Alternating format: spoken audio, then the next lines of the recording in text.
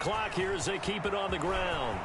And some room to maneuver. And he's into the clear. Past the 20. And all the way in for a Ravens touchdown. A big play there. His 21st touchdown of the season. And the Ravens will extend their lead. Well, there's just about a minute left in this game, and they're still taking it into the end zone. And you know they could have taken a knee there, but they decided to play this one all the way out. And I think their philosophy is, we're going to give you everything we've got. If we just go ahead and take a knee now, we're actually showing you disrespect that way, like taking pity on you. They're not about to do that to their opponent. Tucker now to kick it away following the touchdown. Fielded near the back of the end zone. And Patterson will not return it. It comes out to the 25.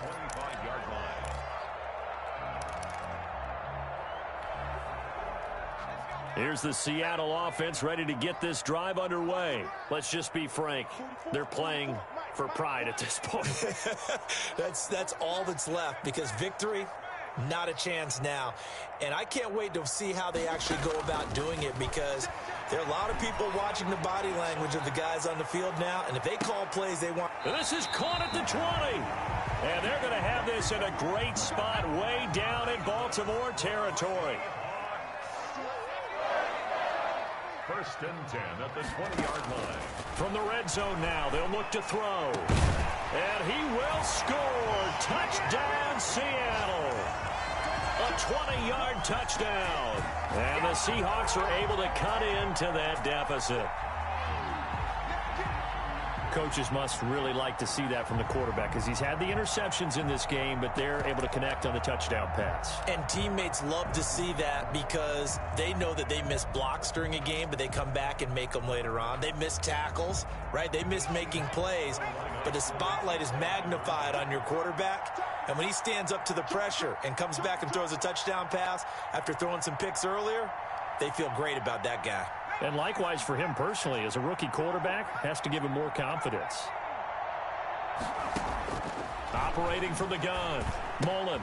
And this is going to be intercepted. Picked off by Obi Melifonwu. And a big turnover there as his guys will get the football back. Ravens 24, Seahawks 6.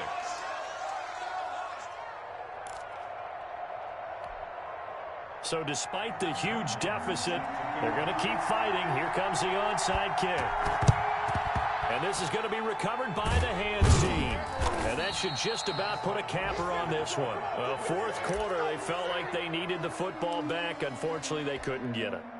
And I know we brought analytics into the game, and someone has said here that the data says that when a team's expecting an onside kick, 80% of the time, the team expecting it, they do actually recover the ball, which is what we saw here.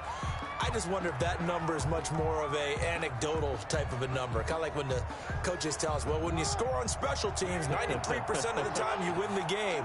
I'm still waiting to see that number is empirical. The defense can stop it twice more as they take a knee here. Now the Seahawks call the second of their 3 timeouts as they get it with 16 seconds remaining on the clock. And they take a knee. Now the Seahawks forced to use their 3rd and final timeout as they stop it with 14 seconds to go in the game.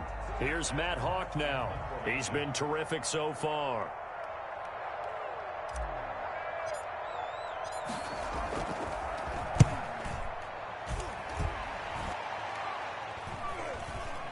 And the fair catch is made. It's going to pin him back here at the 7-yard line. 35 yards that time on the punt. And control of the football switching hands here with very little time remaining in this contest. Coming to the line here to begin their next drive, the Seahawks offense. This is just an exercise in futility. Do you even bother running a play here offensively? I wouldn't, because now is not going to erase what's happened during the game. So after it's over, you're going to go to the film, find out where the game was really lost.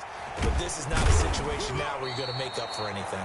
We'll see what they do here. And he's taken down, but able to get this up to the 20-yard line. So the final seconds tick away in this Baltimore victory. And they were buoyed, Charles, by a big second half that put this one on ice. And I know a lot of people watching this one were thinking to themselves, I bet halftime was really interesting. Probably took the paint off the walls with some of the words that were said.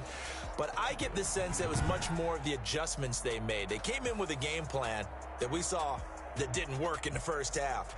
They made the adjustments necessary, went away from that, and then they got it together, got a spark, and then took off. It's really nice to watch in the second half. So for Baltimore, it's a big win here as they move to 11-4 now in the year. And they'll have another road date next week with the Indianapolis Colts. Meanwhile, for the Seahawks, it's a loss that could wind up hurting a little as they fall now to 11-4. And they'll try to turn things around next week as they have a matchup in New Orleans against the Saints.